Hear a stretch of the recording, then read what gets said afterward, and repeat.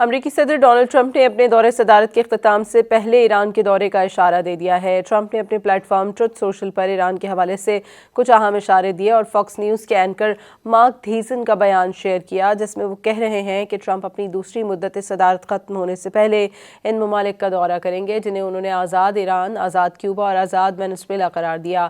ادھر ایکسیویز نے ٹرمپ کے ایران پر حملہ نہ کرنے کے فیصلے کی 4 وجوہات بیان کر دی ہیں۔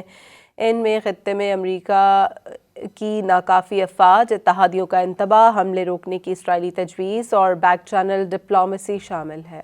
امریکی صدر ڈونلڈ ٹرمپ نے اپنے دورِ صدارت کے اختتام سے پہلے ایران کے دورے کا اشارہ دے دیا ہے۔ ٹرمپ نے اپنے پلیٹ فارم ٹروتھ سوشل پر ایران کے حوالے سے کچھ اہم اشارے دیے اور فاکس نیوز کے اینکر مارک تھیسن کا بیان شیئر کیا، جس میں وہ کہہ رہے ہیں کہ ٹرمپ اپنی دوسری مدت صدارت ختم ہونے سے پہلے ان ممالک کا دورہ کریں گے جنہیں انہوں نے آزاد ایران، آزاد کیوبا اور آزاد وینزویلا قرار دیا۔ ادھر ایکسیویز نے ٹرمپ کے ایران پر حملہ نہ کرنے کے فیصلے کی 4 وجوہات بیان کر دی ہیں۔ ان میں خطے میں امریکہ کی ناکافی افواج، اتحادیوں کا انتباہ، حملے روکنے کی اسرائیلی تجویز اور بیک چینل ڈپلومیسی شامل ہے۔